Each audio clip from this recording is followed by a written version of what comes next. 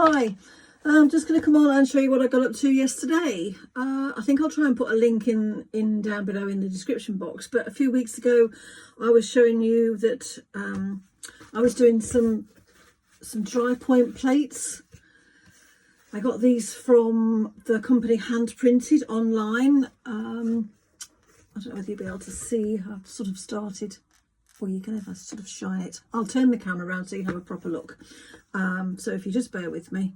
Yeah, as I was saying, I got these. They are called Paper Drypoint Plate Enviro Mount, and it's a bit like a mount card, I suppose, but it's got a sort of more shiny surface. And you can see here, I've sort of started peeling sections out and scoring marks in to try and make a dry point plate. So I just say I got 3 packs. I got they come in packs of 3. This obviously A4 size cost me £2.25. I got a 3-pack of the A5, which was £1.35 for the pack, and then I also got a pack of A3, which was £3.75 for a 3-pack. And I thought I'd just have a go with these, try to do some dry point printing, like intaglio printing, without having to lash out and buy a aluminium plate or the such like. So I thought I'd just give these a go. As I say, I got them from the Handprinted company on along with I got a sample pack of this Awagami editioning paper, and this sample pack was £12.50, and you got 2 sheets of 5 different sorts of paper. I think I said handily, they're all labelled on the back as to what each particular paper is. The Japanese paper, and they range from quite thin to reasonably thick, and also they've got a sort of different surface textures. Some are smooth, some have a rougher feel to them. And I got these basically because it was just, it's been a while since I've done any printing, and a bit like with a watercolour painting, you need to find which paper you like working on the best. But anyway, yesterday was the first chance that I got for trying these out. So I'd taken my prepared plates along with me to the monthly Printers Inc meeting, which I'm a member of the group, and I had a go. I wasn't expecting too much because first time printing in absolute ages, and also it's all a bit experimental. I wasn't quite sure how these were going to work, etc, etc. So here's what we managed. This was the very first one, and this was on some quite thin paper, which we had a discussion within the group, and it was like, oh no, try it without wetting the paper first. So I did, and it came out as you can see, very faintly. I tried it on some, this is thicker paper, again, didn't wet that, and it again came out very faintly. It didn't pick up all the marks that I'd made. So live and learn. I wetted, as I say, wetted the paper as I've just explained, much better. Picked up more of the contrast and the marks that I wanted to sort of portray as the rain. This is sort of based on photographs that I'd taken while I was on the Isle of Skye.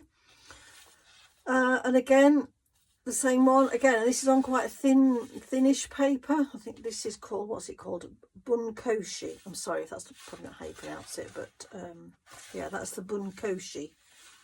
It's quite nice, and it gives you a softer effects, this sort of slightly thinner paper. I mean, obviously this one I've sort of smudged it a bit there, but live and learn, live and learn. This again is on slightly thicker paper, and again this was again dunking it in, immersing it and taking it straight out. But I have picked up the rain that I was sort of going for, and this foreground, I thought, as with these others, I did think I could sort of perhaps add some collage or some colour on afterwards. And then I had a different plate. Again, this is thinner paper. It is Hosho Select. And again, I just dipped it in the water tray and took it out again. But I think the pressure, because it did, when I put it through the press and then obviously peeled the papers off, etc., it did tear some of the surface paper off. So have to be careful about how long you leave the paper on the plate before you obviously put it through the press and then take it off. But I quite like these marks here that I've got, and again it gives a sort of a softer effect for the rain. This was like, if you like, the ghost print, a pull straight after this one without re-inking the plate. Oh, so much softer. But again, I thought, you know, I could perhaps do collage on there or add some colour. And then the final two were on that plate again. This was, what colour is this? This is Kozo and Bamboo. And again, this was, oh, I quite like these textures that's come on here. And I can see this would be quite nice if you sort of, like I say, added collage or a bit of colour or just something at the bottom here. I'm quite liking the way this is left, almost like the light shining through. The only thing I will say about this is, yeah, they're a really good way of getting a cheap plate. But when I've done printing before, I've often found that the actual plate is a work of art in itself. I'm not sure that I will be saying that these, because these are the plates, I'm not sure I'd be saying that these are a work of art. As you can see, quite messy. In here somewhere, it's hiding. Come out, wherever you are. Doesn't want to show itself. And then that one was the other one. You can see, I don't know whether you're able to see it slightly, where the paper got torn off on the surface of the paper, and then it obviously got stuck to there as it went through the press. So I'm quite pleased with the results that I've got.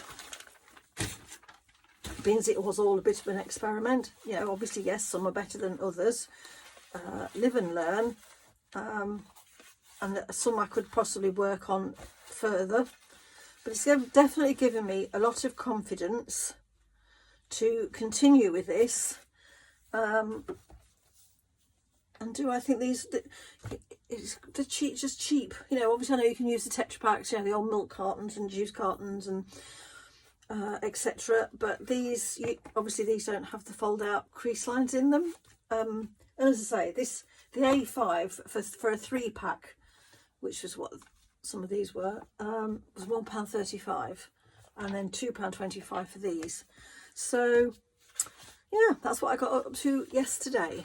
So quite pleased with these. As I say, it's given me the confidence to go move forward with printing, which I'm hoping to incorporate in my exhibition next year. So that's what I got up to yesterday.